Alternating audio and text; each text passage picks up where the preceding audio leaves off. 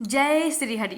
प्रेम से बोलिए विष्णु भगवान की जय, लक्ष्मी माता की जय। जय श्री कृष्ण, राधे राधे। आप सभी भक्तों पर लक्ष्मी माता, विष्णु भगवान, रानी, भगवान श्री कृष्ण जी की कृपा आप सभी पर, आपके परिवार पर सदा सर्वदा बनी रहे। प्यारे भक्तों, आज कार्तिक मास का 7वां दिन है और आज की इस वीडियो में आप सभी श्रवण करेंगे कार्तिक मास की कथा। आप सभी कार्तिक स्नान करने वालों भक्तों की मंगल कामना को कहते हुए हम सभी श्रवण करेंगे कार्तिक स्नान की कथा और कार्तिक महात्म की कथा। आप सभी कार्तिक स्नान करने वाले सभी भक्तों से हमारी निवेदन है कि इन कथाओं को बड़े ही श्रद्धा प्रसन्नचित मन से पूरा अवश्य सुनेगा, ताकि लक्ष्मीपति नारायण भगवान जी की कृपा, राधा रानी श्री कृष्ण भगवान जी की कृपा आप पर और आपके परिवार पर सदा सर्वदा बनी रहे। आइए सुनते हैं कथा। जय श्री कृष्ण। अर्जुन ने अपने आप को श्री कृष्ण को समर्पित कर दिया था। अर्जुन होता हुआ भी नहीं था, लेकिन उसने जो कुछ भी किया अर्जुन के रूप में नहीं, श्री कृष्ण के सेवक के रूप में किया। सेवक की चिंता स्वामी की चिंता बन जाती है। अर्जुन का युद्ध अपने ही पुत्र बब्रू वाहन के साथ हो गया, जिसने अर्जुन का सिर धड़ से अलग कर दिया और कृष्ण दौड़े चले आए। उनके प्रिय सखा और भक्त के प्राण जो संकट में पड़ गए थे।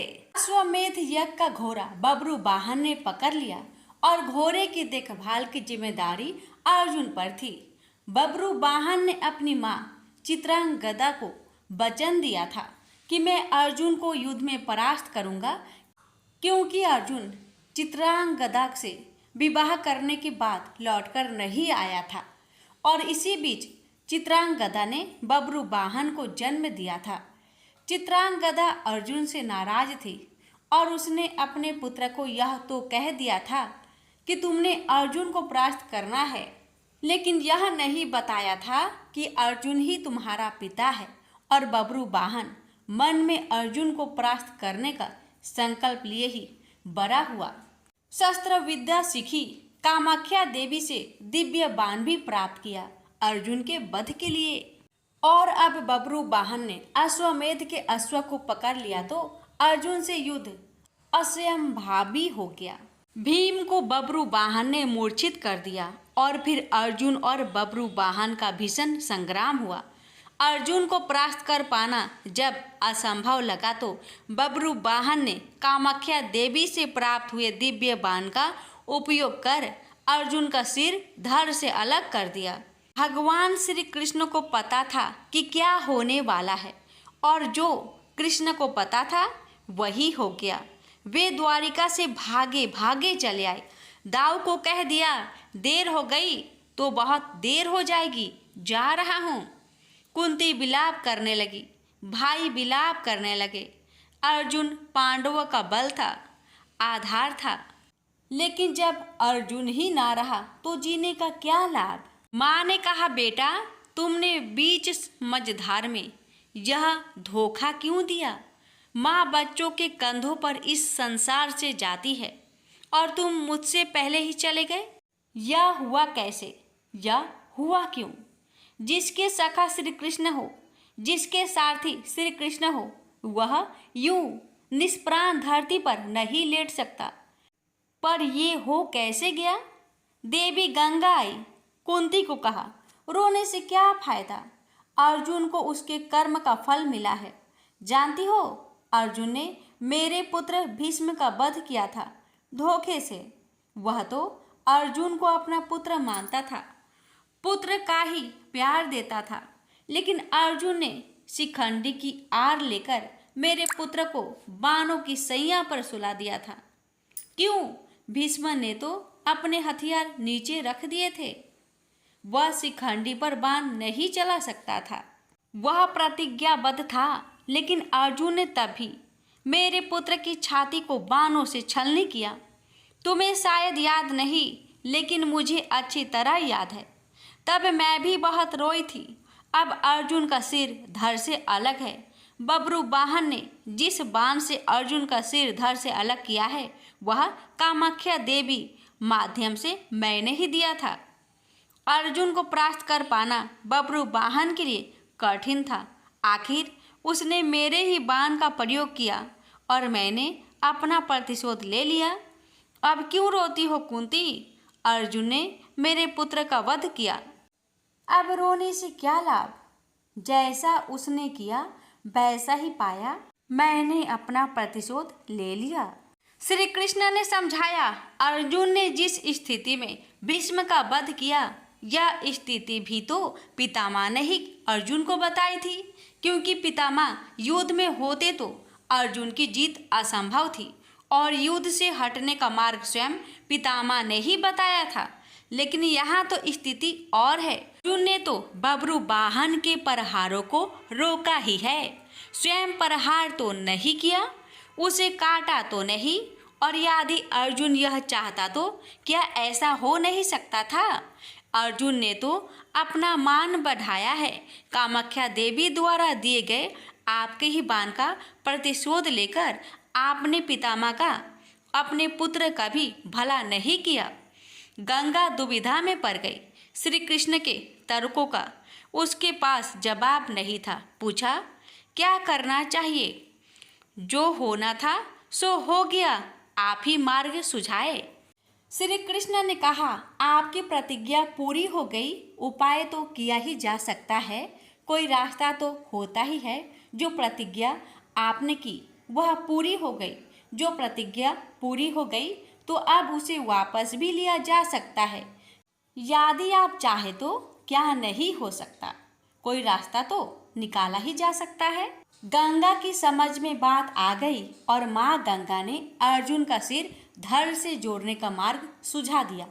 यह कृष्ण के तर्कों का कमाल था, जिस पर कृष्ण की कृपा हो, जिसने अपने आप को श्री कृष्ण को सौंप रखा हो, अपनी चिंताएं सौंप दी हो, अपना जीवन सौंप दिया हो, अपना सर्वस्व सौंप दिया हो, उसकी रक्षा के लिए श्री कृष्ण बिना बुलाए चले आते हैं। द्वारिका से चलने पर दाऊ ने कहा था, कान्हा, अब अर्जुन और उसके पुत्र के बीच युद्ध है, कौरवों के साथ नहीं, फिर क्यों जा रहे हो? तो कृष्ण ने कहा था, दाऊ, अर्जुन को पता नहीं कि वह जिससे युद्ध कर रहा है वह उसका ही पुत्र है, इसलिए अनर्थ हो जाएगा और मैं अर्जुन को अकेला नहीं छोड़ सकता। भगवान और भक्त का नाता ही ऐसा है, दोनों में दूरी नहीं होती। और जब भक्त के प्राण संकट में हो तो भगवान चुप नहीं बैठ सकते। अर्जुन का सारा भाव हो और कृष्ण दूर रहे, ये तो हो ही नहीं सकता। याद रखे, जिसे श्री कृष्ण मारना चाहे उसे कोई नहीं बचा सकता और जिसे वह बचाना चाहे उसे कोई मार नहीं सकता। अर्जुन और श्री कृष्ण है ही एक, नर और नारायण। प्रेम से बोलिए श्री कृष्ण भगवान जी की जय हो। नारद जी बोले कि हे राजन, कार्तिक मास में व्रत करने वाले के नियम सुनिए। यह मैं आपको संक्षेप में बतलाता हूँ। जो मनुष्य कार्तिक मास का व्रत करता है वह सब तरह के आमिष मांस, उर्द, राई, खटाई तथा मादक वस्तुओं का प्रयोग न करे। वह व्रत करने वाला दूसरे का ग्रहण न करे, किसी से देश न करे तथा तीर्थ के अतिरिक्त अन्य कोई यात्रा न करे। देवता, वेद, ब्राह्मण, गौ, व्रती, नारी, राजा तथा गुरुजनों की निंदा न करे। यह व्रत करने वाला दाल, तिल, पकवान व दान किया हुआ भोजन ग्रहण न करे, किसी की चुगली व निंदा न करे, किसी भी जीव का मांस छूना, पान, कत्था, चूना, नींबू, मसूर, बासी तथा झूठे अन्न प्रयोग न करे।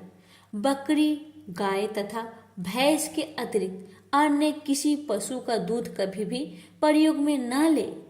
तांबे के बर्तन में रखा हुआ पंचगव्य, बहुत छोटे घड़े का पानी एवं केवल अपने लिए ही पका हुआ अन्न प्रयोग करे। कार्तिक मास के व्रती सदा ब्रह्मचार्य से रहे, पृथ्वी पर सोवे और दिन के चौथे पहर केवल एक बार पत्तल में भोजन करे।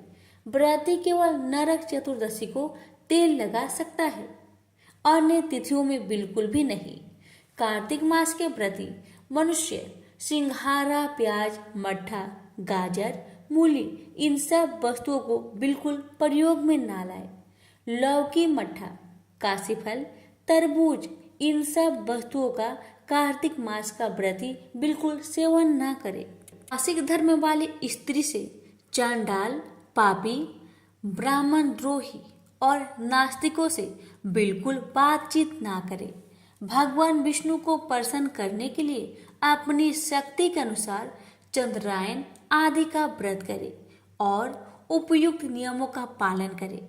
कार्तिक का व्रत करने वाला मनुष्य प्रतिपदा को कोम्हरा, द्वितीय को कटहल, तृतीया को तरुणी स्त्री, चतुर्थी को मूली, पंचमी को बेल, षष्ठी को तरबूज, सप्तमी को आंवला, अष्टमी को नारियल, नवमी को मूली, दसवीं को लौकी, एकादशी को परवल, द्वादशी को बैर, त्रयोदशी को मट्ठा, चतुर्दशी को गाजर तथा पूर्णिमा को साग ये वस्तुएं प्रयोग न करें। आंवला का प्रयोग रविवार को न करें। व्रती यदि इन सागों में कोई शाक सेवन करना चाहे तो पहले ब्राह्मण को देकर खाए। यही विधान माघ मास के व्रत के लिए भी है। देवोत्थानी एकादशी में पूर्वोक्त विधि के अनुसार नित्य जागरण, गायन आदि करें। इसको विधिवत करने वाले मनुष्य को देखकर यम के दूत इस प्रकार भाग जाते हैं जैसे सिंह की गर्जना से हाथी भाग जाते हैं। यह कार्तिक मास का व्रत सब व्रतों में श्रेष्ठ है। इसके अतिरिक्त जितने भी व्रत यज्ञ है वह 1000 की संख्या में किए जाने पर भी इसकी तुलना नहीं कर सकते, क्योंकि यज्ञ करने वाले मनुष्य तो केवल स्वर्ग में ही जाते हैं, किंतु कार्तिक मास में व्रत करने वाला प्राणी सीधा वैकुंठ को जाता है। जिस प्रकार राजा की रक्षा उनके अंग रक्षक करते हैं, उसी तरह कार्तिक मास का व्रत करने वाले की रक्षा भगवान विष्णु की आज्ञा से इंद्र आदि देवता करते हैं। कार्तिक मास का व्रत करने वाला मनुष्य जहाँ कहीं भी रहता है वहीं पर उसकी पूजा होती है, उसका यश होता है। उस स्थान पर जहाँ की वह रहता है वहाँ भूत पिशाच आदि कोई भी नहीं रहने पाते। विधि सहित कार्तिक मास का व्रत करने वाले मनुष्य के पुण्यों का वर्णन ब्रह्मा जी भी नहीं कर सकते।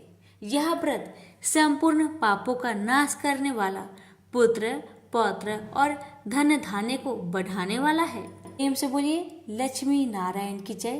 कार्तिक स्नान कथा। एक समय की बात है, किसी नगर में एक बूढ़ा व्यक्ति रहता था और उसकी 7 बहुएं थी। एक बार कार्तिक का महीना आया और उसने अपनी बहुओं से कहा कि मैं कार्तिक का स्नान करूँगा, क्या तुम इसे निभा दोगी? 7 में से 6 बहुओं ने मना कर दिया, लेकिन बड़ी बहू ने कहा कि मैं निभा दूंगी। बूढ़ा हर रोज सुबह उठता और नदी पर स्नान कर घर आता। गीली धोती को वह बड़ी बहू के आंगन में सुखा देता। जैसे जैसे उस गीली धोती में से पानी की बूंदें जमीन पर गिरती, वैसे ही वह हीरे मोतियों में बदल जाती। धोती से हीरे मोती गिरते देख बाकी 6 बहुओं से रहा नहीं गया और वे बोली कि हम भी बूढ़े को अपने यहाँ नहाने को बोलते हैं। उन्होंने कहा कि पिताजी, आप कल से हमारे यहाँ कार्तिक नहा लेना। बूढ़े ने कहा, ठीक है, मुझे तो नहाना ही है, मैं तुम्हारे यहाँ नहा लूँगा। बूढ़ा सुबह सपेरे स्नान करके आया और धोती उसने दूसरी बहू के आंगन में सुखाने के लिए डाल दी, लेकिन यहाँ हीरे मोती की बजाय कीचड़ टपकने लगा। बहुओं ने ये देखा तो कहा कि आप हमारे यहाँ पाप का स्नान कर रहे हो, इसलिए यहाँ से जाओ और बड़ी बहू के यहाँ ही स्नान करो। बूढ़ा वापिस बड़ी बहू के यहाँ आया और कार्तिक का स्नान करने लगा। स्नान करके उसने फिर धोती सुखाई तो फिर से हीरे मोती गिरने लगे। अब कार्तिक का महीना समाप्त होने को था। बूढ़ा चिंता में पड़ गया तो बड़ी बहू ने इसका कारण पूछा। उसने कहा कि कार्तिक स्नान समाप्त होने को है और मेरा मन है कि मैं सारे परिवार को एक दिन खाने का न्योता दूं। बड़ी बहू ने कहा कि पिताजी, इसमें चिंता की क्या बात है, आप सभी को बुला ले, मैं खाना बना दूंगी। बूढ़ा सभी को निमंत्रण देने गया तो बाकी बहुओं ने कहा कि जब तक यह घर पर रहेगी हम खाने पर नहीं आएंगे। बूढ़ा फिर से चिंता में घिर गया कि ऐसे कैसे होगा और सूखने लगा। बूढ़े को सूखते देख बड़ी बहू ने कहा कि पिताजी, अब आपको क्या चिंता है। बूढ़े ने बाकी 6 बहुओं वाली बात बड़ी बहू को बता दी, जिसे सुन वह बोली कि पिताजी ठीक है, मैं खाना बनाकर रख जाऊंगी। और उसने वैसा ही किया। खाना बनाकर रख दिया और अपने लिए 4 रोटी लेकर खेत पर चली गई। इधर 6 बहुओं ने खाना खा लिया, लेकिन जाने से पहले बाकी बचे खाने में कंकर पत्थर डाल गई कि बड़ी बहू आएगी तो परेशान होगी। इधर खेत में बैठकर बड़ी बहू कहने लगी कि राम जी की चिड़िया, राम जी का खेत, चुगलो चिड़िया भर भर पेट। मेरे ससुरे ने घर में जगह दी है और मैंने खेत में। चिड़िया को बजरा डाल वह घर आ गई। घर आई तो बूढ़ा फिर उदास बैठा था। उसने फिर पूछा कि यह उदासी क्यों, सब ठीक ठाक निपट गया ना। वह बोला कि हाँ, सब ठीक निपट गया, लेकिन वह तेरी देवरानियां बाकी बचे खाने में कंकर पत्थर व मिट्टी डाल गई। बहू ने कहा कि कोई बात नहीं पिताजी, मैं तो अपने लिए 4 रोटी फिर बना लूंगी। बहू बूढ़े से बात करके घर के भीतर जाकर खाने को देखती है, लेकिन वह देखती है कि जिस खाने में वह सब कंकर पत्थर डालती है वह हीरे मोती में बदल गए हैं। घर की जगह महल खड़ा हो गया है और धन दौलत से भर गया है। अन्न के भंडार घर में भरे पड़े हैं। वह बूढ़े को बुलाकर कहती है कि पिताजी, आपने तो कहा था कि मेरे लिए कुछ नहीं बचा है, लेकिन यहाँ तो हीरे मोतियों के भंडार हो गए हैं। पूरे घर में धन की वर्षा हो रही है। साधारण सा घर महल में बदल गया है। बूढ़ा सब चीजें देखकर बोला कि बेटी, तुमने सच्चे मन से कार्तिक स्नान सच्चे मन से निभाया था, लेकिन बाकी बहुओं ने पापी मन से इसे निभाया, इसलिए कार्तिक देवता तुमसे प्रसन्न हुए और यह फल दिया है। हे कार्तिक के देवता, जैसे आपने बड़ी बहू की सुनी वैसे ही आप सभी की सुनना। प्रेम से बोलिए कार्तिक के देवता की जय।